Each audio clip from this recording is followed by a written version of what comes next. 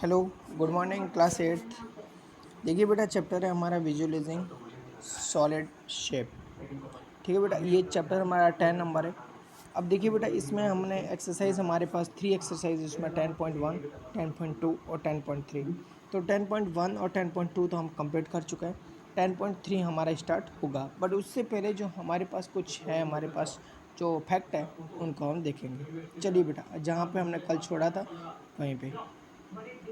और I hope कि आपने अभी तक जो क्लास वर्क यानी 10.1 और 10.2 के लिए दिया था वो सारा आपने कंप्लीट कर लिया होगा।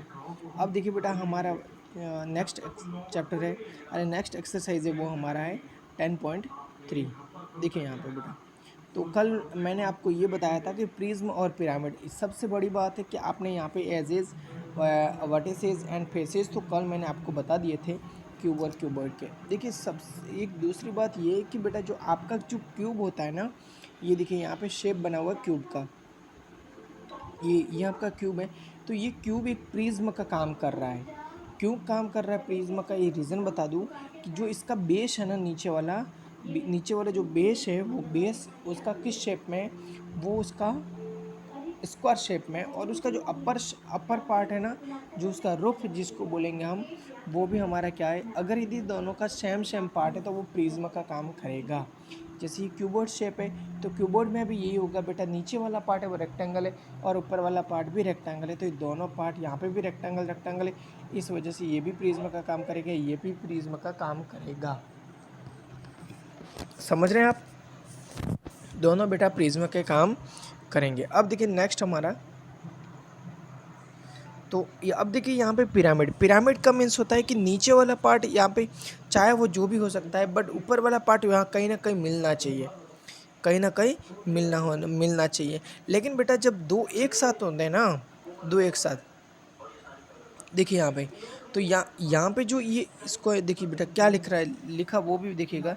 लिखा, each of these solid is made up of a polygonal resin which are called its faces. These faces meet edges which are line segment.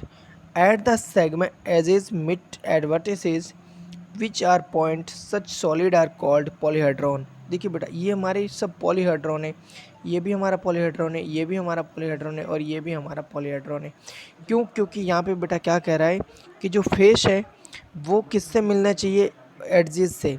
देखिए यहाँ पे ये फेस है, तो ये फेस ये दूसरे वाले फेस से मिल रहा है ना।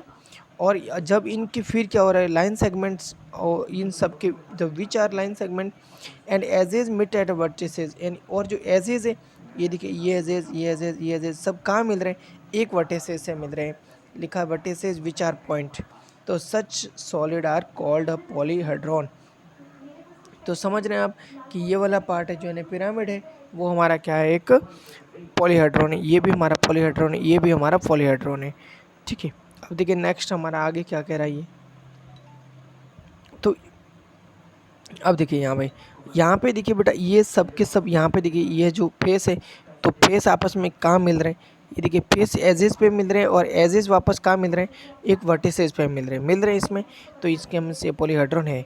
यहाँ पे भी ऐसे ही हो रहा है, यहाँ पे भी ऐसे ही हो रहा है, यहाँ पे भी ऐसे ही हो रहा है। इसका मीन्स ये हो रहा है कि तीनों तीन पॉलीहेड्रॉन है, बट ये नहीं है। इसमें कोई ना तो एजेस है, ना कोई यहाँ पे पॉइंट है, कुछ नहीं। अब देखिए हम नेक्स्ट देखिएगा बेटा, स्पेयर है। तो स्पेयर भी ये कोई पॉलीहेड्रॉन नहीं है, कौन भी पॉलीहेड्रॉन नहीं है, सिलेंडर भी पॉलीहेड्रॉन नहीं है। बट ये पता होना चाहिए कि ये इसका कौन है, ये सिलेंडर है और ये हमारा स्पेयर है। अब देखिए बेटा, कॉन्वेक्स पॉलीहेड्रॉन, पिछले जो हमने पढ़ा था उसमें भी आपको पता होगा कॉन्वेक्स और कॉनकेव क्या होते हैं।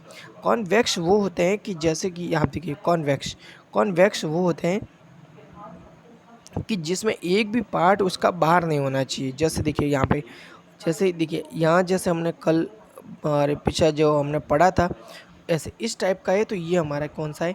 कौन केव है। कौन सा है? कौन केव है। क्योंकि ये दो इसके जो पार्ट है, जो दो उसके वर्टिसेस है, इनको जब मिलाते तब हमारा इसका जो पार्ट है वो आउटसाइड में आ रहा है। कहाँ पे? एक्सटर्नल आ रहा है। तो इस वजह से ये हमारा कौन सा है? कॉनकेव है। कौन सा है? कॉनकेव।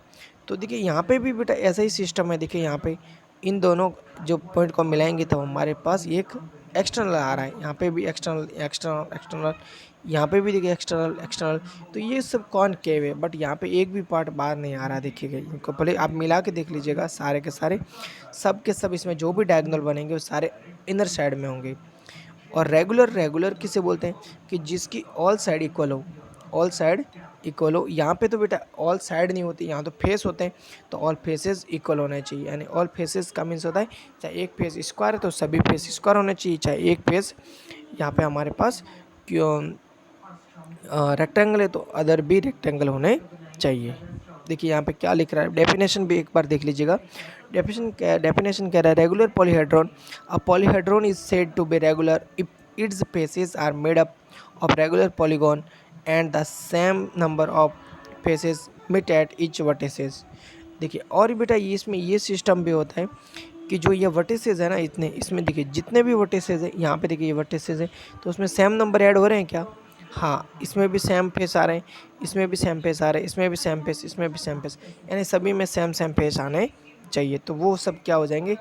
कॉन्वेक्स हो जाएंगे। क्या? कॉन्वेक्स। मैंने आपको सबसे बड़ी बात बोली है वो ये ध्यान रखिएगा कि उसका एक भी पार्ट, यानी जब भी हम पॉइंट को मिलाएं, ज्वाइन करें, तब एक भी पार्ट उसका एक्सटर्नल ना हो, तो वो सब हो जाएंगे कॉन्वेक्स। और अगर यदि हो रहा है तो वो हो जाएंगे कॉनकेव। ठीक है, अब देखिए यहाँ पे नेक्स्ट। तो अब आपको क्या होता है कि फेस भी बताने पड़ेंगे। हो सकता है कि किसी क्वेश्चन में आपको फेस बताने पड़ जाए, हो सकता है किसी में आपको एजेस बताने पड़ जाए, तो इनका भी आपको ध्यान रखना है, फेसेस और इनका भी ध्यान रखना है। देखिए बेटा यहाँ पे अब देखिए आगे क्या लिख रहा है, आप ये भी पढ़िएगा। अब देखिए बेटा आपके पास एक चीज़ और रहती है, उसको आप ध्यान रखिएगा। ऑयलर फार्मूला तो वैसे मैंने आपको पहले भी बता दिया था, ये एफ प्लस वी इक्वल हो जाएगा ई प्लस टू, ये ऑयलर ने दिया था। लेकिन अब एक चीज़ और आपको ध्यान रखनी है कि जैसे यहाँ पे देखिएगा एक पिरामिड है, ठीक है, ये पिरामिड है। तो ये पिरामिड है, तो ये देखिए ये पिरामिड कैसे होता है, इनको ज्वाइन करने से ही तो बनता है। तो अब देखिए यहाँ तो ये तो स्क्वायर है, तो हमारे पास ऐसा यानी जब बेस स्क्वायर है तो फिर हमारे पास 4 ट्रायंगल हो जाएंगे। कितने ट्रायंगल होंगे? 4 ट्रायंगल होंगे, क्योंकि 4 साइड है तो 4 ट्रायंगल होंगे। लेकिन अब देखिए यहाँ पे बेटा जो अगर यदि बेस ट्रायंगल होता, बेस भी ट्रायंगल होता, तो हमारे पास कितने होते? एक, ये 2 और एक, फिर से बनाते हैं, देखिए यहाँ से, तो ये एक, ये 2, तो अब देखिए इसमें कितना ट्रायंगल है, ये 1 2 और ये 3। तो ये हमारे पास क्या हो गया? ये एक पिरामिड है। क्या पिरामिड? मैंने अब बेटा बार बार बोला, प्रिज्म का मीन्स वो होता है कि उसका अपर और बेस पार्ट सेम होना चाहिए, तो फिर वो प्रिज्म है। और अदरवाइज सारे के सारे हमारे पास पिरामिड होते हैं। पिरामिड में क्या सिस्टम रहता है कि जो ऑल फेस है वो किससे ज्वाइन होना चाहिए? एजेस से। एजेस किससे ज्वाइन होने से? 1 वर्टिसेस से। तो वो सारे सारे क्या हो जाएंगे? पिरामिड हो जाएंगे। अब देखिए हमारा क्वेश्चन नंबर फर्स्ट देखिएगा, लिखा है कि can a polyhedron have 4 it's faces. क्या कह रहा है कि can a polyhedron have 4 it's faces, यानी आपके पास कोई पॉलीहेड्रॉन है तो उसके 3 ट्रायंगल हो सकते हैं क्या? 3 ट्रायंगल हो सकते हैं क्या? 4 ट्रायंगल हो सकते हैं क्या? ये आपको पूछ रहा है। लेकिन यहाँ पे पॉलीहेड्रॉन की बात करिए, किसकी बात करिए? पॉलीहेड्रॉन की, पिरामिड की बात नहीं कर रहा। तो देखिए बेटा पॉलीहेड्रॉन, पॉलीहेड्रॉन का कैसे होता है? देखिए आप पॉलीहेड्रॉन लिखा, can you polyhedron have 4 it's faces. तो देखिए पॉलीहेड्रॉन में मैंने क्या बोला, अभी जस्ट बोला था पिरामिड और पॉलीहेड्रॉन के लिए कि जो उसके फेस होते हैं वो ज्वाइन होने चाहिए एजेस से, और एजेस ज्वाइन होने चाहिए वर्टिसेस से। तो देखिए यहाँ पे तो फर्स्ट हमारा आंसर हो जाएगा, फर्स्ट का आंसर हो जाएगा हमारे नो। जो फर्स्ट का फर्स्ट है ना, उसका आंसर हो जाएगा नो, क्योंकि हम लिखेंगे वापस सच, लिखेंगे अ polyhedron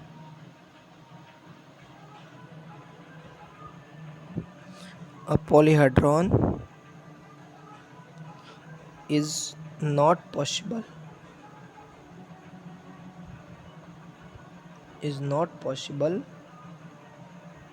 A polyhedron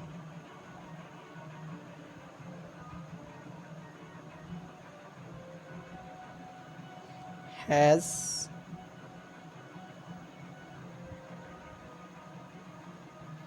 minimum 4 faces.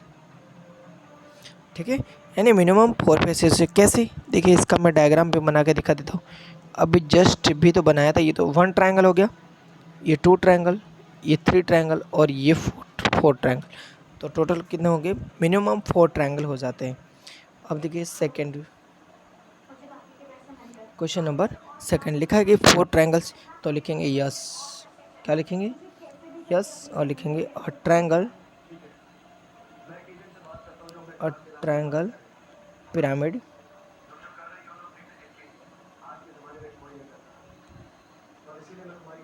has 4 triangle faces। ठीक है, अब देखिए क्वेश्चन नंबर हमारा थर्ड। तो थर्ड में देखिए बेटा क्या लिख रहा है, क्या स्क्वायर एंड 4 ट्रायंगल्स हो सकते हैं क्या, यस हो सकते हैं। देखिए यहाँ पे लिखेंगे यस, अभी बताऊंगा कैसे होंगे वो। स्क्वायर पिरामिड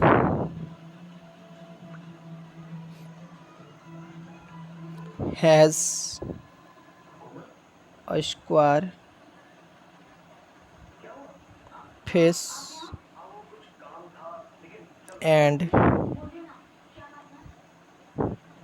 4 triangle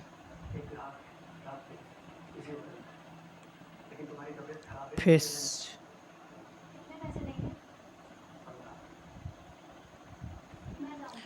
देखिए बेटा यहाँ पे कैसे होगा, ये इसका नीचे वाला पार्ट है, स्क्वायर है। अभी थोड़ा सा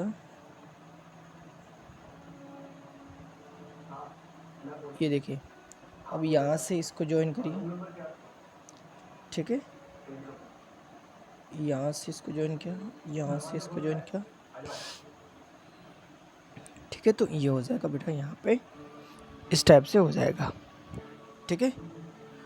अब देखिए ये वाला हो गया, तो हमारे पास नीचे वाला पार्ट है वो हमारा क्या है, स्क्वायर है, और अदरवाइज 4 हमारे पास क्या है, 4 हमारे पास ट्रायंगल हो जाएंगे, ठीक है। अब देखिए क्वेश्चन नंबर सेकंड, हमारे पास क्वेश्चन कह रहा है कि is it possible to have a polyhedron with any given number of faces, क्या ये पॉसिबल है कि any given number of faces, यानी कितने भी फेस हो, क्या चल जाएगा, तो लिख देंगे no. Is it possible to have a polyhedron with any given number of faces, लेकिन आगे कह रहा है हिंट द पिरामिड, आपके पास पिरामिड है तो फिर लिखेंगे अ पॉलीहेड्रॉन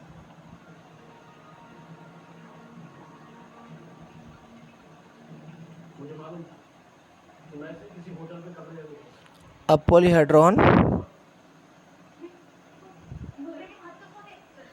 has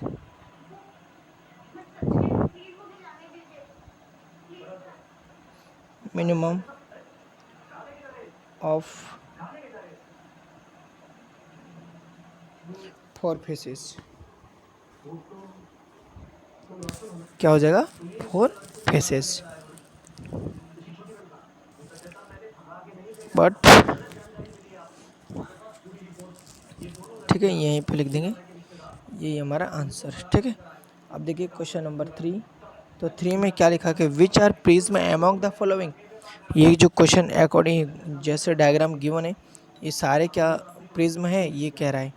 तो फर्स्ट लिखा है अ नेल, तो लिख देंगे यहाँ पे कि नहीं है, फर्स्ट वाला ये तो नहीं है, क्योंकि ये तो हमारा कौन है, क्या है, कौन है। तो देखिए यहाँ पे 3 का फर्स्ट, तो लिखेंगे यहाँ पे, तो देखिए बेटा ये नहीं है, अभी मैंने बताया था ये नहीं है, ये है और ये भी है, तो बस हमारे पास हो गया, हमारा काम हो गया। 3 का फर्स्ट लिखेंगे it is not a polyhedron,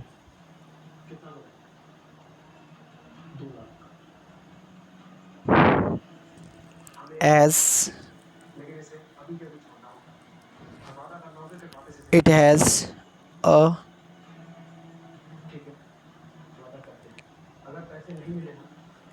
covered surface,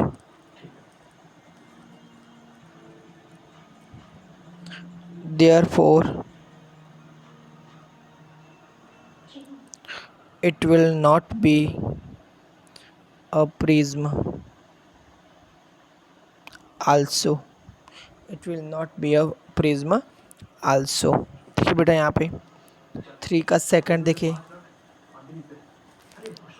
3 का सेकंड लिखेंगे it is a prism.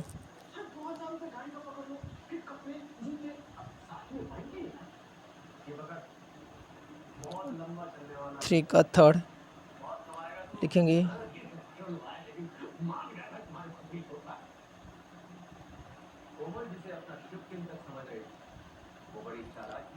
It is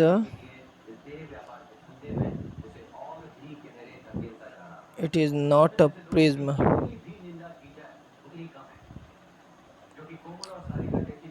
लिखेंगे it is a pyramid.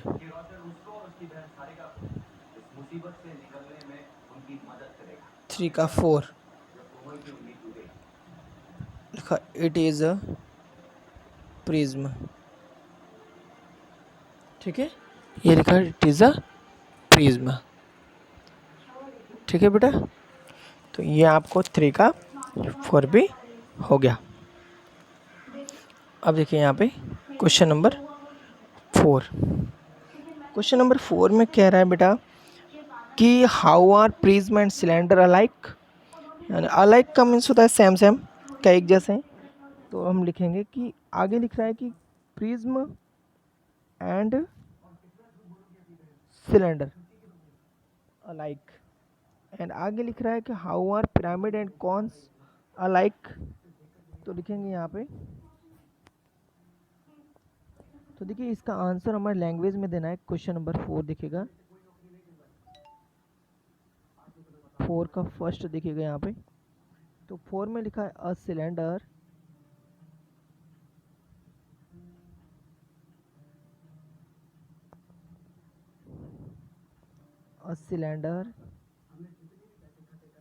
Can be throw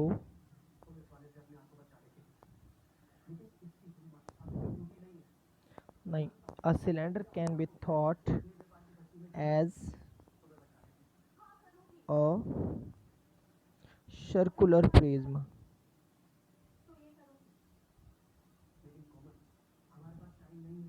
क्योंकि बेटा देखिए उस सिलेंडर होता है ना, तो अपर पार्ट उसका क्या होता है सर्कल, और नीचे वाला जो बेस पार्ट है वो भी क्या है सर्कल। तो इस वजह से लिखा है कि cylinder can be thought as a circular prisma. But लिखेंगे but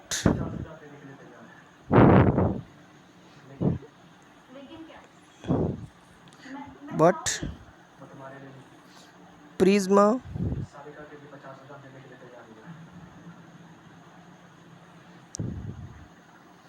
but prisma that has a circle as its base। ठीक है, अब कह रहा है कि a cylinder can be thought as a circular prism but prism that has a circle as its base। ठीक है,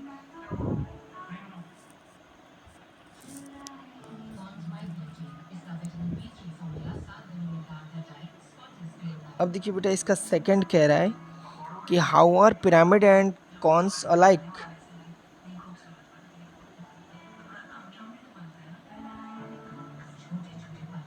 अब देखिए यहाँ पे लिख रहा है कि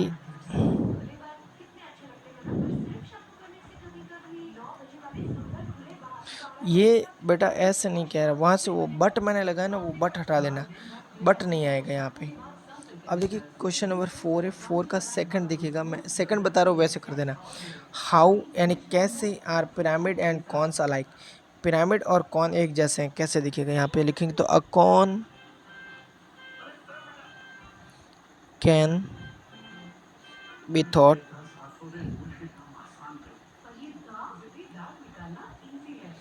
of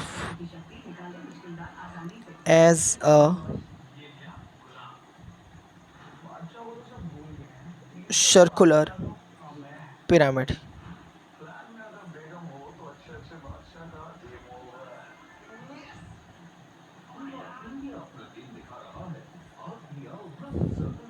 Pyramid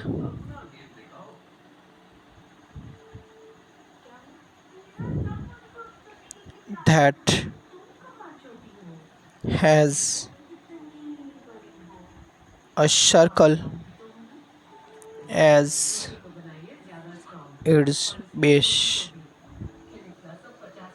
देखिए बेटा लिख रहा है कौन कैन बी थॉट, यानी कौन को हम अगर सोचते हैं of as a circular pyramid. एक क्या है सर्कुलर पिरामिड, अगर हम सोचते हैं कौन कैन बी मानते हैं सोचते हैं cone can be thought of as a circular pyramid, तो pyramid that has a circular as its base. तो लिखा है pyramid that has a circle as its base, तो उसका जो बेस है वो क्या हो जाएगा सर्कल हो जाएगा। बट जो पहले वाले लिखा था हाउआर प्रिज्म एंड सिलेंडर लाइक, तो लिखेंगे कि a pyramid a cylinder can be thought of a circular prism, and लिखेंगे कि prism that has a circular as its circle as its base, तो उसका भी बेस क्या था सर्कल था।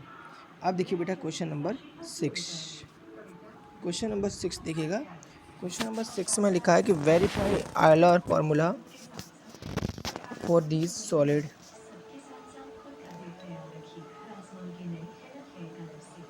देखिए यहाँ पे बेटा,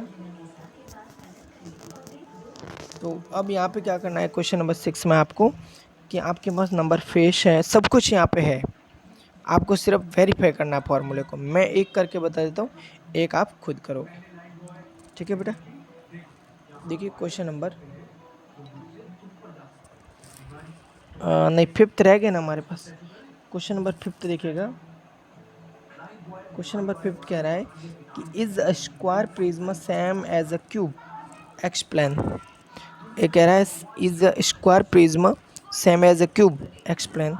ये कह रहा है कि जो स्क्वायर प्रिज्म है वो सेम है, एक प्रिज्म है, क्यों है। देखिएगा लिखेंगे अ square prism has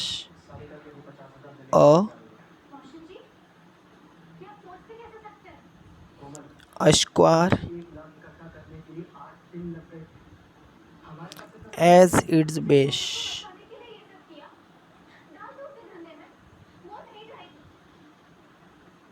However, its height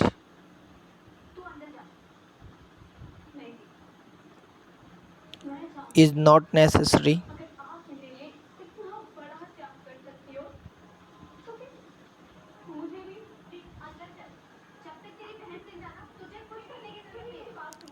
same as the side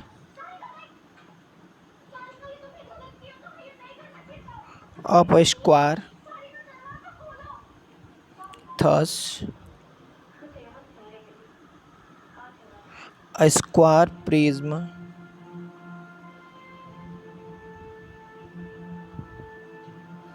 can also be a cuboid. देखिए बेटा ये क्या कह रहा है, क्वेश्चन कह रहा था कि is a square prism same as a cube, explain. तो कह रहा हूँ कि a square prism has a square as its base, however its height is not necessary same as the same side of square, thus the same prism can also be a cuboid। तो बेटा इसमें क्यों क्यों ऐसा क्यों, क्योंकि उसके जो क्यूब होता है ना उसके ऑल पार्ट होते हैं वो स्क्वायर शेप में होते हैं, तो उसके सभी के सभी पार्ट स्क्वायर शेप में होंगे, तो सभी के सभी हम इसको कह सकते हैं कि वो एक प्रिज्म है। क्योंकि उसके प्रिज्म का सिस्टम क्या होता है, प्रिज्म का सिस्टम ये होता है कि उसके ऑल पार्ट होते हैं वो अपोजिट पार्ट इक्वल होने चाहिए, एंड अपोजिट नहीं, उसके जो साइड पार्ट होते हैं वो इक्वल होने चाहिए, और उसका जो अपर एंड बेस पार्ट है वो सेम होना चाहिए। ठीक है ना बेटा, ये दोनों आपको ध्यान रखने हैं। अब देखिए क्वेश्चन नंबर 6। तो क्वेश्चन नंबर 6 में आपको, क्वेश्चन नंबर 6 आपके लिए वेरी वेरी इंपॉर्टेंट है, इसलिए बेटा ध्यान रखना। क्वेश्चन नंबर 6 देखिए यहाँ पे गिवन लिखेंगे, यहाँ पे डायग्राम लिखने के बाद नंबर ऑफ फेस देखिए यहाँ पे कितने हैं, 1 2 3 4 5, 1 2 3 4 5 6,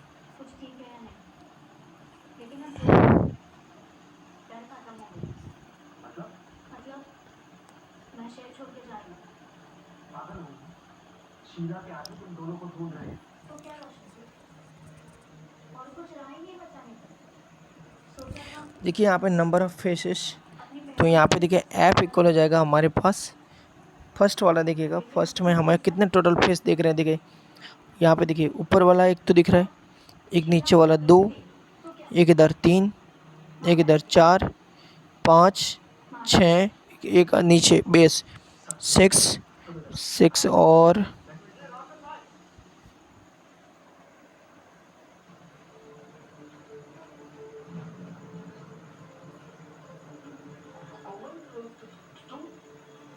तो हमारे पास टोटल फेस कितने यहाँ पे 7 फेस है।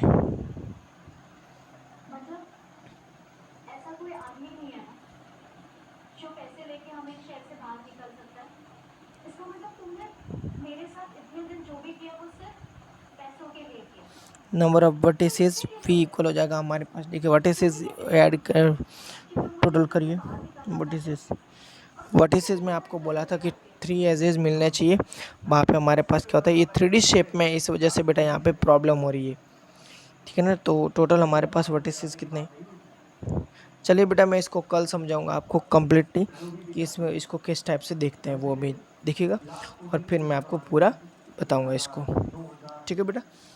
इसलिए आज के लिए इतना ही, और कल देखेंगे हम क्वेश्चन नंबर 6 7 और 8, और कल ही हम इस चैप्टर को कंप्लीट कर देंगे और न्यू चैप्टर हम स्टार्ट कल ही करेंगे, ठीक है। Thanks for watching, bye bye बेटा, थैंक यू। और अगर जा रहे हो यूट्यूब पे, अगर जाओ तो प्लीज़ लाइक कमेंट ज़रूर करना। Thank you, thanks for watching, bye.